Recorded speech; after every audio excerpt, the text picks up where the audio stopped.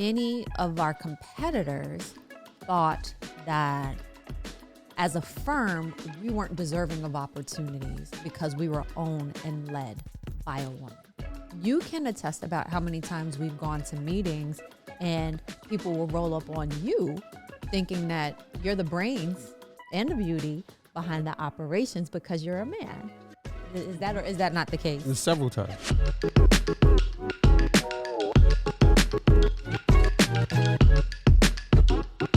And we're back.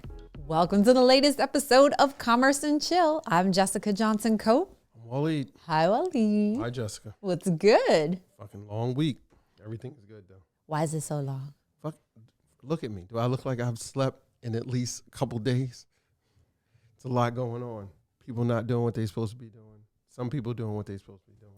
Some extra events going on for Women's History Month and International Women's Day because one of our businesses is women-owned and the other business is 50% women-owned. So, yeah, it's a lot going on. There is a lot going on. So if you want to check out what's happening outside of Commerce and Chill, you'll see that we've had the opportunity to share our story with a bunch of different outlets in celebration of Women's History Month, which is March, and International Women's Day, which is March 8th. So most recently, we were featured on CBS Morning News as part of a package announcing a historic investment that our partners Goldman Sachs are rolling out. Goldman Sachs has committed $10 billion dollars to invest in Black women. And their goal is to impact at least 1 million Black women. Did you hear me? I said 1 million Black women. What's the math on that? What's 10 billion divided by a million? That's like 10 million for each person. A lot. And this is on the heels of the success that they had with the 10,000 Women Initiative, 10,000 small businesses, shout out to 10,000 Small Business Voices, as well as Launch with GS. And the goal is to meet women at the places that impact their ability to build wealth. From education, housing, business and careers, to access to capital, and hopefully make a difference that will help to level the playing field for Black women. And so just based on our experience working with Goldman Sachs and our experience as a Black woman-led organization, we wanted to take some time today and talk to you and our Commerce and Chill family, especially to the women out there, and give you some encouragement if you decide that you want to go down that entrepreneurial path, and to share advice that will help you as you try to navigate the landscape of being a business owner who is a woman. So what you have to say before we get started? Get the folks the working orders. Well, you're a woman in business, or you have a woman business partner, or your spouse is a woman and in business. What next? What do you do? It's enough challenges already being in business, then being a woman in business, and then being a woman of color in business. So you have a lot of challenges. You have more things to deal with than the average business person. So we'll talk about how you became the security lady and taking over Johnson Security and running the business. So you are now the security lady at JSB in a male-dominated industry. That I am. I am the security lady. So before working here in Johnson Security, I was a professional salesperson with experience in the pharmaceutical space, as well as in radio advertising, and I interned at a television station. So I was able to learn a lot about communications, marketing, and sales. And some of the lessons that I learned were critical in understanding how do you create a brand and how do you set your brand apart from the others in this space. And so once I took over Johnson Security, transitioning from having been led by my dad, his people always say, oh, your grandfather started the business. Well, my grandfather started the business with my grandmother. And for the record, My grandmother led the business way after my grandfather was gone. So she really was a cornerstone. So everybody out there trying to write the story is like, oh, it's her grandfather's business.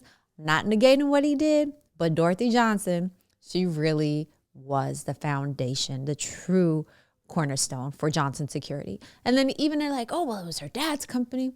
Yeah, my dad had his role as well. So let's not get it twisted. I was able to put my own funk on things. And when I realized where Johnson Security fits in the security space where we play, is that we're not one of the large international providers, not even one of the large national providers, but we have a very specific space in providing small to medium services across New York. And so oftentimes when prospective clients call, they call looking for a diverse business. So they want a company that's woman or minority owned and led. Sometimes it's to meet goals. Other times it's just because they want a diversity of perspective, right? Because security is largely male dominated. We have a lot of people that come from former law enforcement backgrounds.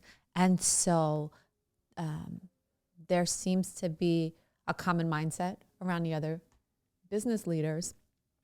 And I didn't fit that mindset. So it didn't make sense for me to try to do like King David when he went to go fight Goliath. They tried to give him somebody else's armor to put on. And David was like, nah, this don't fit me. Like, I can't win my game my way wearing somebody else's armor. So I had to put on my own armor. So the moniker, the security lady, was the way I was able to brand myself and our firm for what we do, our special sauce, our little nook and cranny of the security industry. So as you start your business, as you grow your business, think about what you do better than anyone else can do in this space.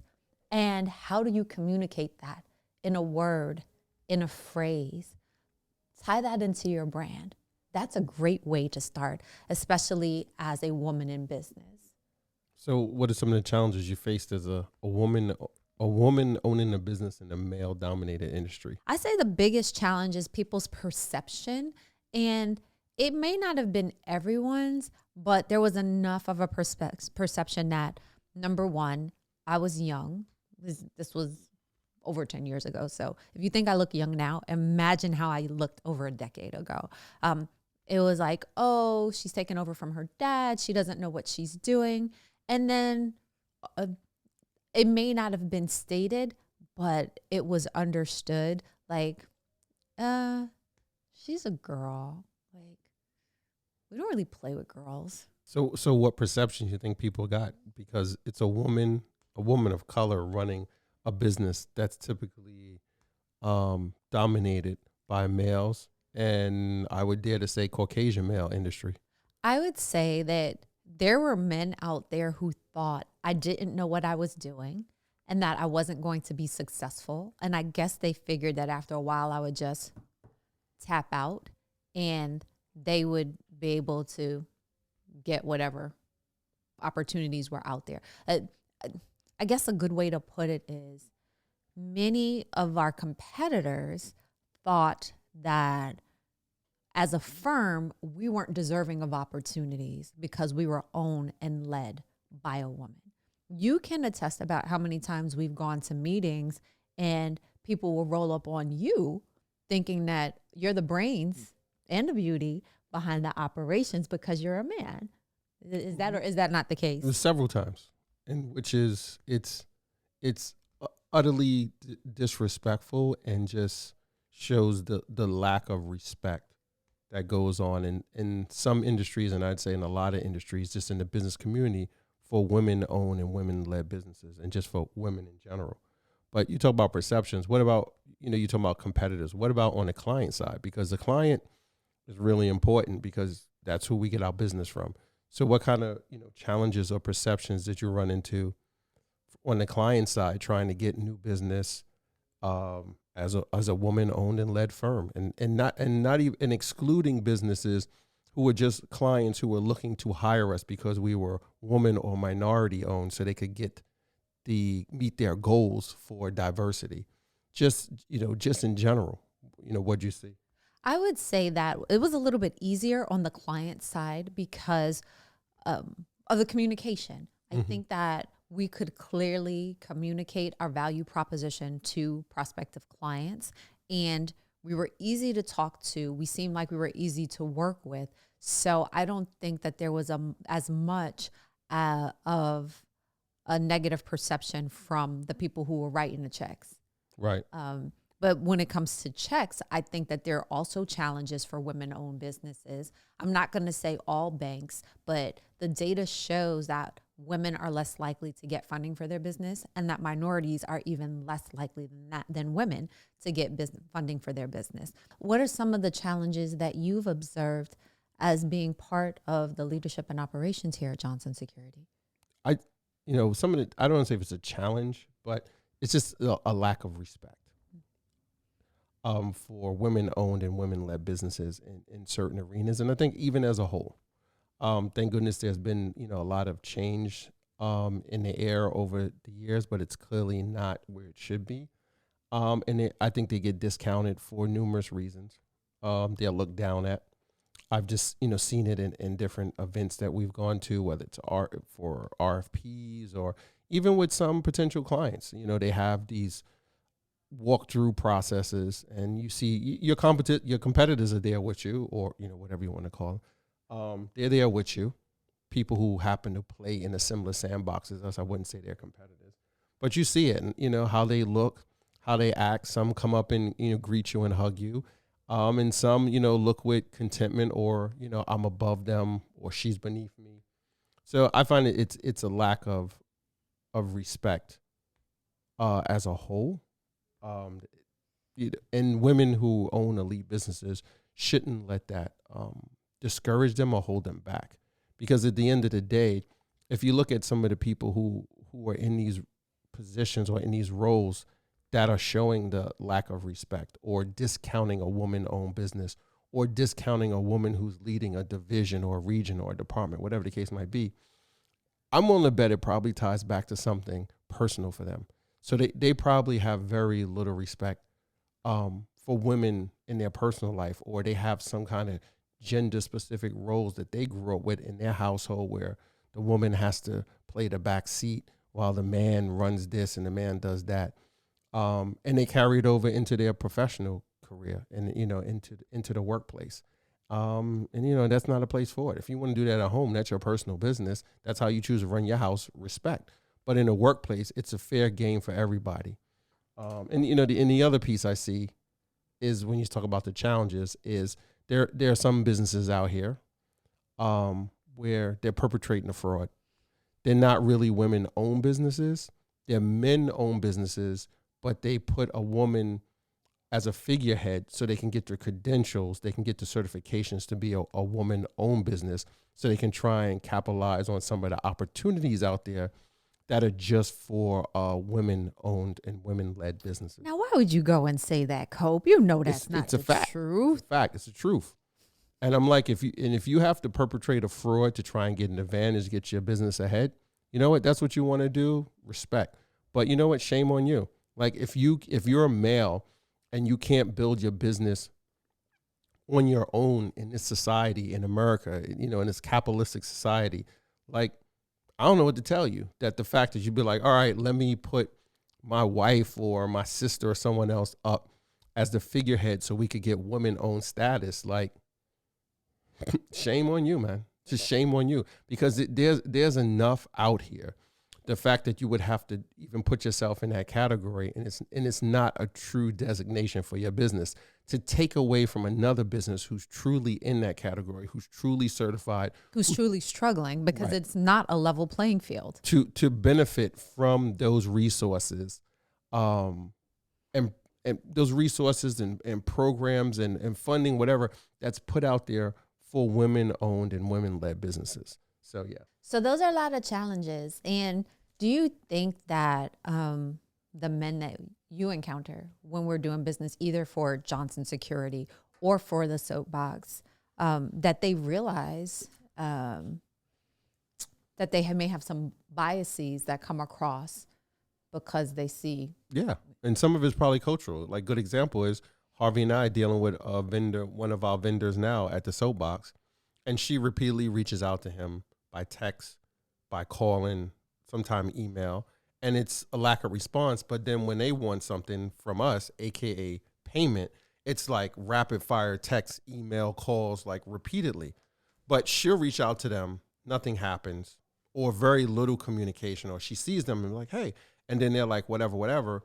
But I'll send a text or email and then get a different response. And I'm like, they need to show her the same respect they show me, because she runs the box. Let's be absolutely clear about it. Because of the role she plays and the good team members we have there, she takes a huge chunk of work off my plate as far as me having to be at the box. Like the amount of time I was at the soapbox now compared to before. She stepped up and taken over a lot of the responsibilities, from as simple as doing it. I don't want to say simple, but scheduling, all the way up to managing, vendor invoices and handling inventory, dealing with customer compliments as well as complaints. So I see it across both our businesses, and it's not just because John Security is in a male dominated, or typically a male rolled business because of security. And that's a shout out to Miss Shawn Harvey, who is the store manager at the Soapbox. Whole government name just got dropped. That's because we love her so. So some people watching or listening may want to know, what are some of the specific resources that we've used either here or at the Soapbox to succeed, to grow as woman-owned, women-led organizations. I'll start. That's all on you. I'll start by saying that the U.S. Small Business Administration. Come on, go local. Go local. Come on, go small. USBA is too big. Go smaller. People could reach out and tap into them right away. Well, they're local SBA affiliates as well as SCORE. I would also say there are way more resources available now. You talk about Weibo. Yes, that's something that's local. Right. And that our buddy Mike Blumenfeld has been a staunch supporter of. There's so many more resources available for women-owned businesses, especially for women of color-owned businesses, than were even available about 10,000 women? 12 years ago. Goldman So 10,000 women is international. It's not so much here in the United States. But it's still it's local. Goldman Sachs is like everywhere. Goldman Sachs is like right, everywhere. But it's not like you're going to find a Goldman Sachs bank on every corner. But Goldman Sachs 10,000 Women program, if you're abroad, it's great training, education, access to capital. And then here in the United States, I won't stop talking about 10,000 small businesses.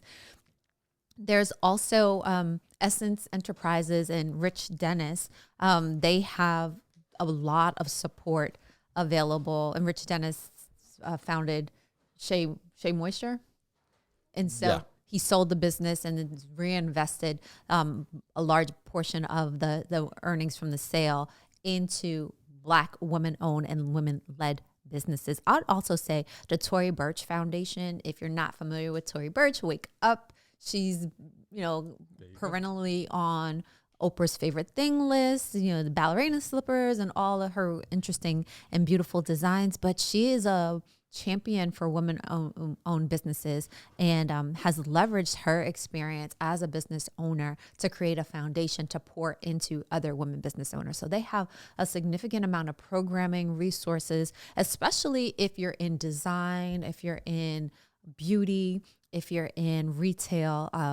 I've gone to some of her events and I'm just blown away by the caliber of mentors that she has and the information that they offer. You're way more into those. WeBank, Women's Business Enterprise National Council. It's specifically for women. It's a third-party certifying agency, especially if you're trying to do business with corporations. But one of the things I think is most valuable about all of these organizations and the programming that they put on is the ability to network, not just network with prospective clients, but to network with other women business owners. Not to say that you want to have a pity party, but you want to learn the best from the best. So when I go to different WeBank events, I learn from some of the superstar women business, like Janice Bryant Howroyd, like Oh goodness, That's what Sarah. happens when you start dropping names and you can't remember other ones and you catch yourself in a bind. That's Yeah. why I never do it. Yeah, but like my buddies Rhonda Jackson, Chanel Christophe Davis, Leanne Lammy, those Hightower, my girl, the Queen Bee, Bernita McCann. Those are some women that I've met through the WeBank network. And so learning how other women are able to succeed in their respective businesses, in their respective industry, that's like what they call mission fuel. That helps to give me a boost when I do face challenges. So it's all good. It's all good. How do you, see being a woman of a company in a male dominant industry? Um, I don't want to say challenges, but how do you switch it up and use it to your advantage of being a woman-owned firm in a male-dominated industry? We've been talking about some of the resources, but we've mostly been talking about like the negatives, like the cons. So, what are the pros of being a woman in this male-dominated industry? So I don't really think about like, oh, I'm a woman in a male-dominated industry. I think about what are the strengths, gifts, and talents that I bring that are unique that most of men won't have. So overwhelmingly, I see that women tend to be a little bit more nurturing. In many cases, we may look at details more so than some of our peers. That I was going to say something crude, so I won't say it. And so I try to build off of the strengths, right? So what are the characteristics that are often associated with women and not just in business? And I try to bring that to business. So I try to bring a sense of grace and graciousness in how we treat our employees, our team members, as well as how we treat our clients and prospective clients, because some of our competitors are so boorish and so busy trying to make a point that they forget that they're dealing with people, and people do business with people they know, like, and trust. So be nice. Don't be a jerk. So not being a jerk, that would be one of my womanly superheroes that I use in business. Superpowers or superheroes? Superpowers. Oh, okay. I think there's a whole bunch of Shiro superwomen. But then also, in addition to that, I think women are known to talk more. Right? Women use more words per day than men use. Women typically smile more than men do. And so I just weave that into the course of doing business. I use my words. So you out-talk them to get them to do what we need them to do? Well, I effectively use my words. You ever heard somebody needs to put mother a or counter teacher on say this that to their podcast, see who kid? has the most Like, word count. use your words. Like, don't point, don't whatever. Use your words. So I try to effectively use my words to communicate, again, our value proposition. Because I think in many instances, women are more likely to talk about what they do than to just do it. And you can correct me if I'm wrong. And it's the storytelling that gives us the leg up. Okay. So tell your story. Use your words. I'll talk them. And then one other thing I will say is just be present and be you. You're the only you can be. Nobody else can be you. So be the best you can be. And people will see that. I have a quick question for you. Do you ever find yourself having to take a back seat when I'm leading? And how does that make you feel? Do I ever have to? You said, do I ever find myself having to take a back seat? Yeah. Yeah, I take a back seat every day. First of all, it's Johnson Security Bureau. And in no point in my name is the word Johnson. 2, you're the president and CEO. 3, it's third generation Johnson. I take a back seat every day. So you asked me the question, does it bother me? No, how does it make you feel? Listen, as long as the check's clear, I don't care. Like, it doesn't matter. People get hung up on their ego, like who's in charge, who gets all of the bragging rights, blah, blah, blah. Like, I don't care. Like, we're a team. Like, what is this thing we did the other day, with Kappa League, and every email they sent, they was like Team Coke. Hashtag Team Coke. Coke, right? Like people, like, you think I care because, like, and then when I say I care, I mean in a negative way, like I care. But people I care get hung up because they're like, oh, your wife was on CBS this morning. It's Johnson Security Bureau. It's not your firm. Bro, I don't care. I get to lay back in the cut and maneuver in the shadows and do different things and then make things happen. And then it moves us to another level. That's your superpower. Yeah. Well, I don't know about that yet. We'll see. But I have zero, like, for a hot second, I could let my ego just be like, oh, that's some BS, right? Or, oh, look, she's getting creds for this. Like, who did this or who did that and blah, blah, blah. But it's not about that. And, like, people get caught up on that. And I think that's where a lot of problems happen with partnerships, or especially in businesses where they're in a relationship together, whether they're, married or they're spouses or whatever the case might be. Married and spouse, I think that's the same thing, but maybe not, depending on what terms we use these days. I don't care. All I care over is the overall success for the company, the team, and everybody on the team, and the individual and in a group basis. Yeah. So my ladies out there, if you're starting a business, if you're growing a business, don't forget about your team. But here's one thing: flex your lady muscles. Take the characteristics that make you an awesome person and weave those into your business. Take advantage of the different resources and programs such as SCORE, the Tory Burch Foundation, Weibo, Shea Moisture, and their offerings, as well as the Goldman Sachs 10,000 Small Businesses Program, and now 1 million Black women. And flex your lady muscles in business so that you can grow. That's my $10 billion thought for the day. I'll take it. All right. Chief, anything you want to add in closing? Just keep in mind, 64% of new women-owned businesses were started by women of color last year, 2019. 64%. They estimate women started 1,800 new businesses every day last year. Every day. And that could be a variety of business, solopreneur, small, medium, but women. It's a lot of power out there, a lot of economic dollars. Women-owned businesses generate approximately like $1.8 trillion a year. That's a lot of buying power. So, we need to support women more.